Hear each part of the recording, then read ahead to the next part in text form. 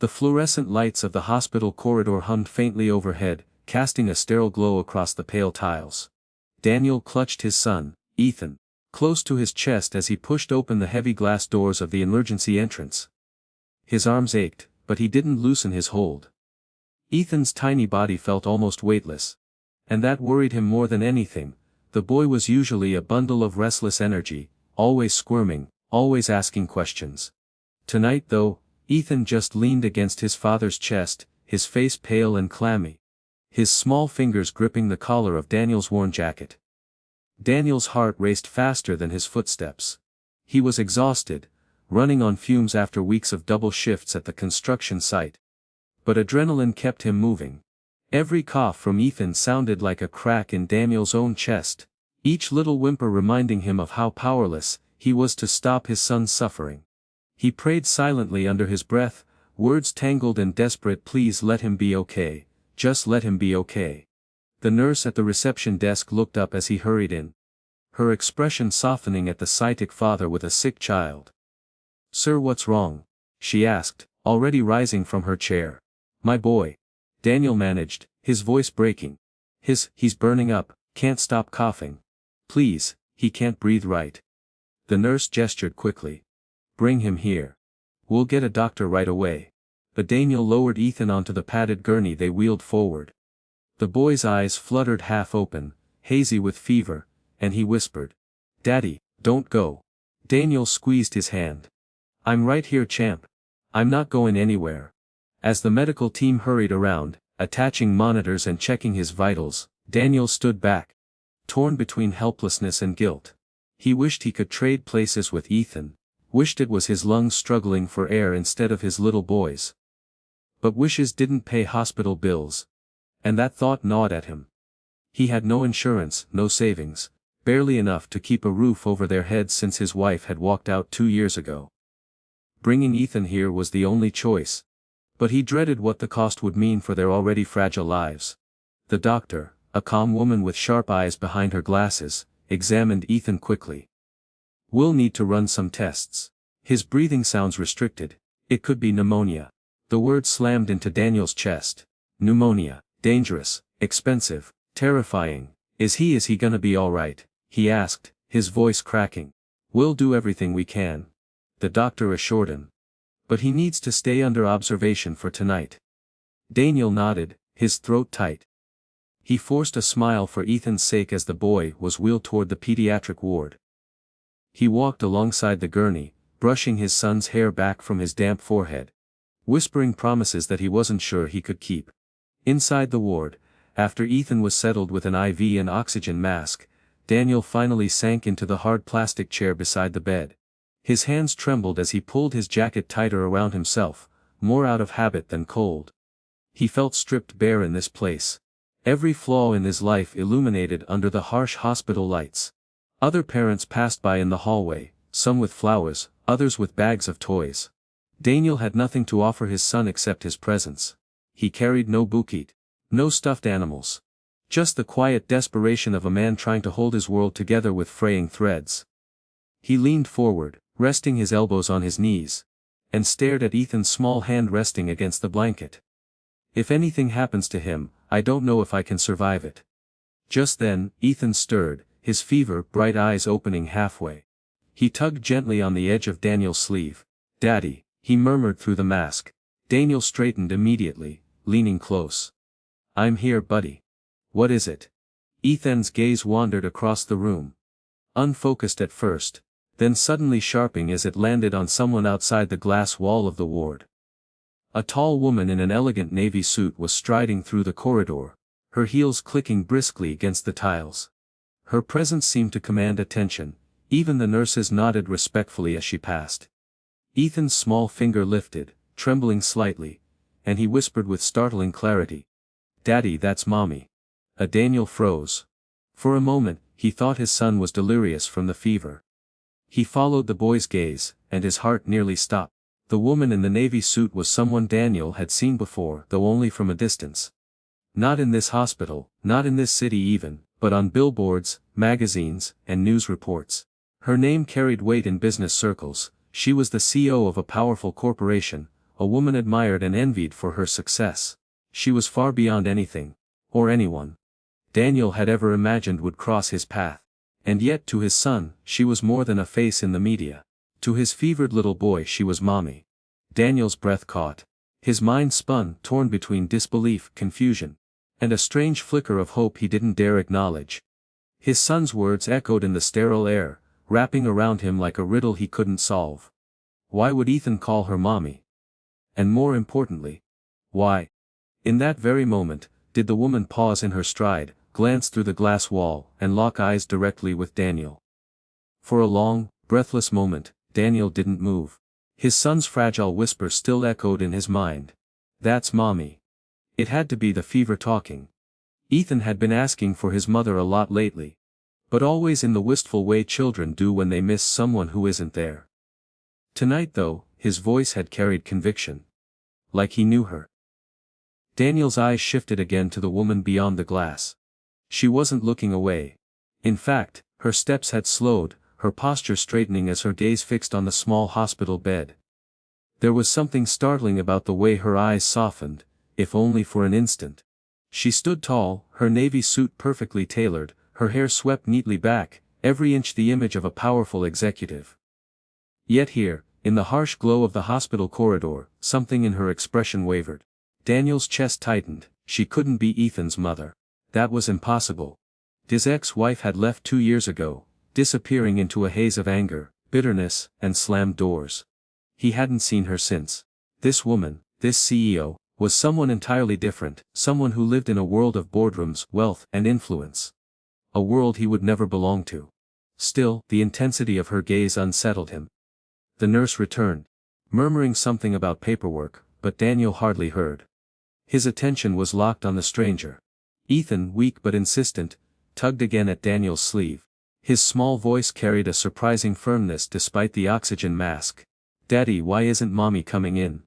Daniel's throat went dry. He glanced down at his son, who was staring at the woman with an odd mix of recognition and yearning, as though something deep inside him knew her. Panic gripped Daniel. How could he explain this?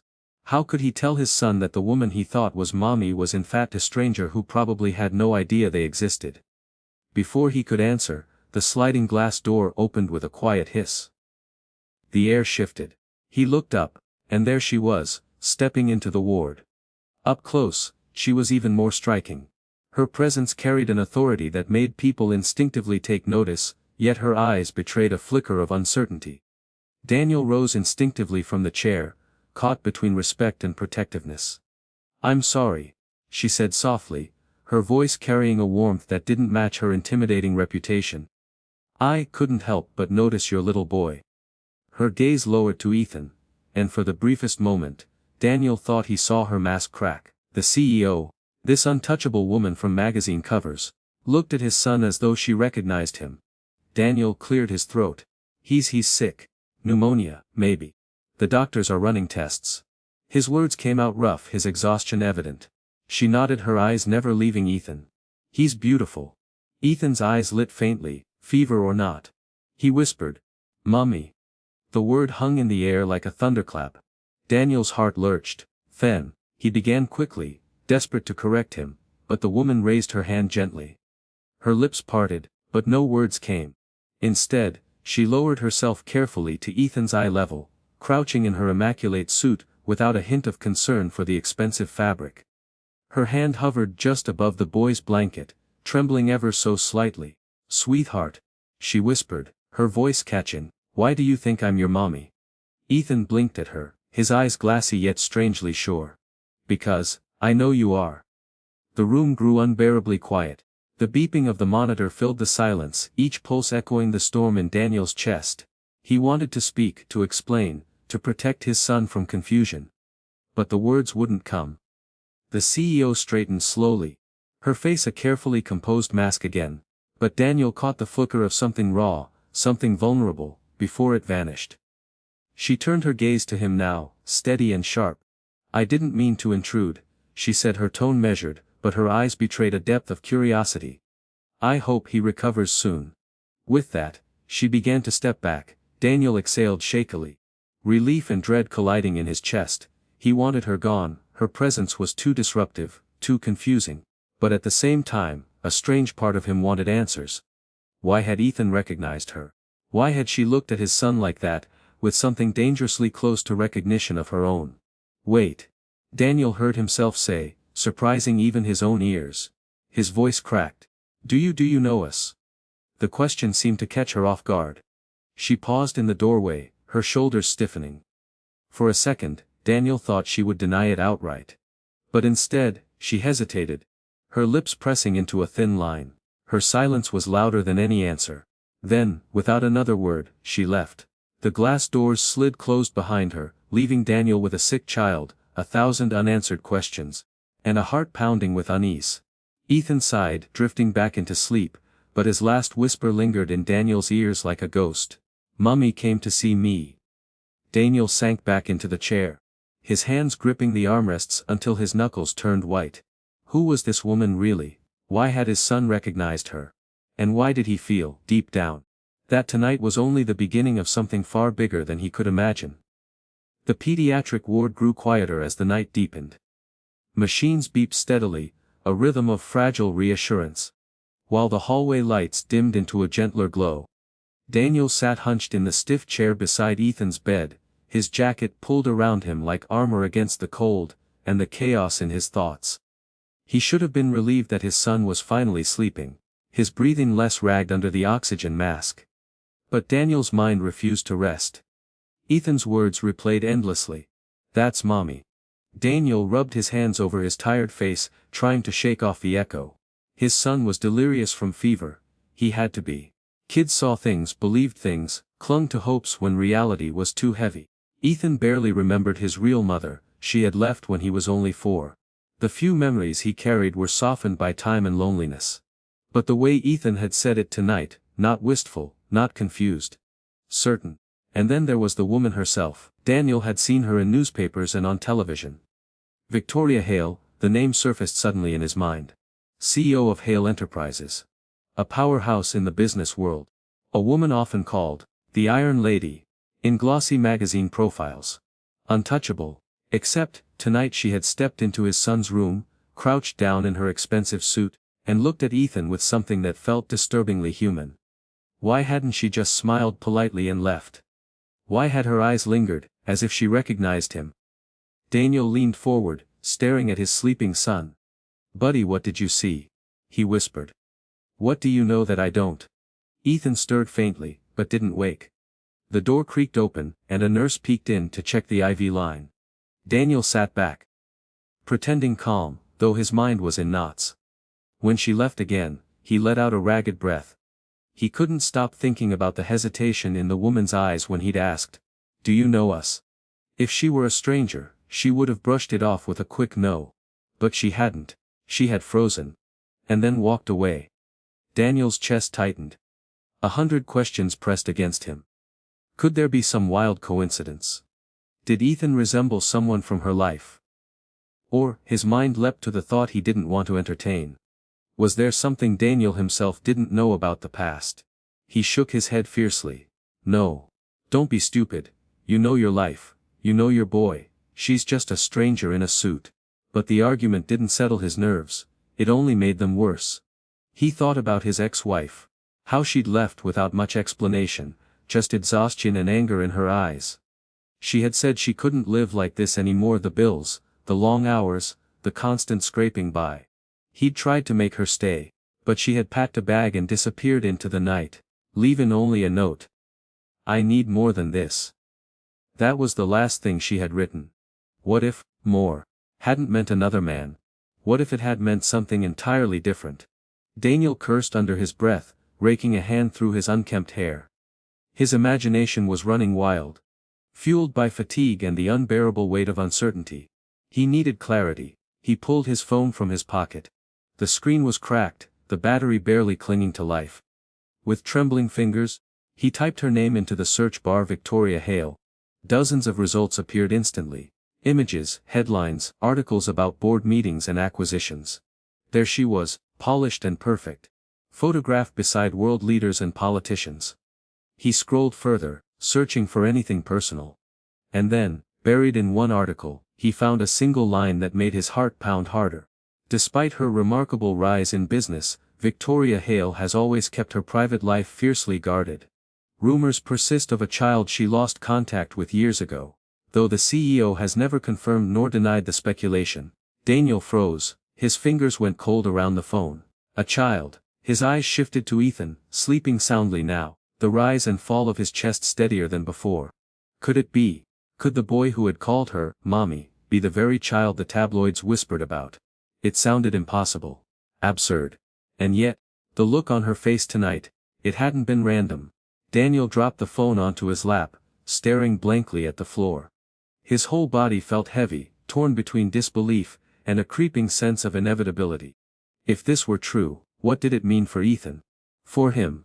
Would this powerful woman try to claim the boy, take him away into her world of glass towers and private jets? The thought made Daniel's stomach twist. He had raised Ethan alone, through hunger and hardship, sacrificing everything. He wasn't about to hand him over. Not even to a woman with power enough to buy the world. And yet, what if Ethan truly belonged with her? What if she could give him the life Daniel ever could, the doctors, the education, the safety? Daniel buried his face in his hands. God, what am I supposed to do? The corridor outside stirred with movement again. Daniel looked up through the glass. At the far end of the hallway, the CO herself reappeared. She was standing in silence, her phone in her hand, but her eyes, those sharp, piercing eyes, were fixed once more on the boy lying in the hospital bed. She didn't approach this time. She only watched, her face unreadable. Daniel's heart hammered. Every instinct told him their lives were about to change forever. The following morning, sunlight spilled reluctantly into the pediatric ward, filtered through pale curtains that did little to brighten the sterile room. Ethan stirred weakly in his bed, still tethered to the IV, his fever slightly reduced but his body fragile. Daniel sat slumped in the same chair as the night before, stiff from sleeping upright, his neck aching. He had hardly closed his eyes. His mind never stopped spinning. He replayed every detail of the night, Ethan calling the woman, Mommy. Her hesitation, her eyes that had softened at his son. The article he'd found about a rumored child. The way she had lingered in the hallway watching. It was all too much to dismiss as coincidence. When a knock sounded at the door, Daniel's heart jumped. He straightened, expecting a nurse or doctor. Instead, the door opened slowly, and she stepped inside. Victoria Hale. Her presence seemed to alter the air itself. She wasn't dressed in the sharp navy suit anymore. Today she wore a cream blouse and a tailored jacket. But still, everything about her radiated composure, the kind of polish that belonged to people who had never worried about scraping together bus fare. Her heels clicked lightly against the linoleum as she entered, carrying a quiet authority. But Daniel noticed something else too. Beneath the polished surface, her eyes looked shadowed. As if she had spent a restless night of her own. Messa Daniel, is it? She asked softly. He rose halfway, uncertain whether to stand or brace himself for battle. Yes, he said, his voice rough. That's me. Her gaze flicked to Ethan, then back to him. May I sit? Daniel hesitated, then gestured stiffly toward the extra chair. She crossed the room with unhurried grace and lowered herself into it. But when she turned her eyes toward the child again, her composure faltered. Daniel watched her closely, his protective instincts bristling. Why are you here? He asked finally, unable to keep the edge from his tone. Victoria inhaled slowly, as though steadying herself. Because last night, when I saw Ivan, I felt something I haven't felt in years. Recognition. The word hit Daniel like a blow. His fists clenched at his sides. Recognition. He doesn't know you. He was feverish, confused. You're. He nearly spat the word. You're a stranger. Her eyes lifted to his, unflinching. Am I? Daniel froze. The quiet certainty in her voice sent chills down his spine. For a long moment, neither spoke. The beeping of the monitor filled the silence like a metronome of rising tension. Finally, Victoria broke it. Years ago, she began, her voice lower now, I made choices that still haunt me. I was young, ambitious, desperate to prove myself, and when I became pregnant, my family, my career, everything around me told me it was a mistake. I was pressured into letting someone else raise the child. Her hands trembled slightly as she folded them in her lap. I told myself it was for the best. That I couldn't give him the life he deserved. But not a day has gone by that I haven't wondered where he is. Who he became. If he's safe. Her voice cracked, barely audible. If he hates me. Daniel's throat went dry. He wanted to interrupt, to deny what she was suggesting, but something in her voice rooted him to the spot. She looked at him fully now, her eyes glistening. Last night. When your boy looked at me and called me mommy, I knew. I don't know how, but I knew. Daniel shook his head violently, his chest tight with panic. No, that's not possible. I've raised Ethan since the day he was born. His mother. He faltered, the word bitter on his tongue. She left us. She didn't want him. She didn't want me. Victoria's brows furrowed. The woman who left, she wasn't his biological mother, was she? The question sliced through him. Daniel staggered back a step, his heart pounding. Of course she was! He snapped. But even as the words left his mouth, doubt coiled inside him. His ex-wife had never resembled Ethan much. People had commented more than once, how odd it was that the boy's dark hair and striking green eyes didn't match either of them. She had avoided questions. Brushed off conversations about his birth. And in the chaos of their unraveling marriage, Daniel hadn't pressed. He had been too busy working, providing, surviving. Now those buried suspicions clawed their way to the surface.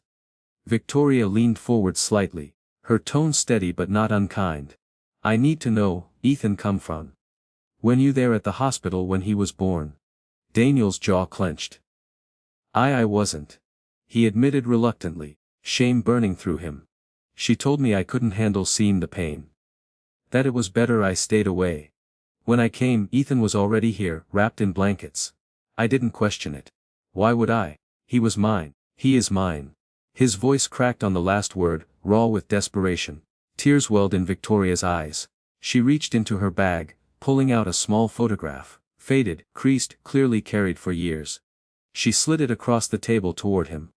Daniel hesitated, then picked it up, his breath caught. It was a photograph of a newborn baby, swaddled tightly, with unmistakable green eyes staring up at the camera. Eyes identical to the boy lying in the hospital bed. His hand shook so violently he nearly dropped it. I've carried that picture since the day I left him. Victoria whispered. It's all I had. I've lived with regret every single day, and last night, when I saw your son, I knew those eyes. They're his. They're mine. Daniel's world tilted. He wanted to shout, to deny it, to tear the photograph in half. But he couldn't. Because deep down, some part of him recognized the truth he had been too afraid to face. He looked at Ethan, sleeping peacefully, unaware of the storm raging around him. Then he looked back at Victoria. So what now? He asked bitterly. You waltz in here with your money, your power, and you just take him away. After I've raised him. After I've bled and broken my back to give him whatever life I could. Victoria flinched, her mask slipping further. No, she said quickly. I don't want to take him from you. I only want to know him. To make right what I did wrong. If you'll let me. Her plea hung heavy in the air. Daniel turned away, staring at the boy who had called a stranger, Mommy, and turned their lives upside down. His chest heaved with conflict, anger, fear, love, and a sliver of something else he didn't want to name. Hope. The hospital room smelled faintly of antiseptic and warm oatmeal from the breakfast trays rolling down the hall. Morning light streamed through the blinds, striping Ethan's small face in gold and shadow. His breathing was steadier now, his fever breaking though he still looked pale against the white sheets. Daniel hadn't slept at all.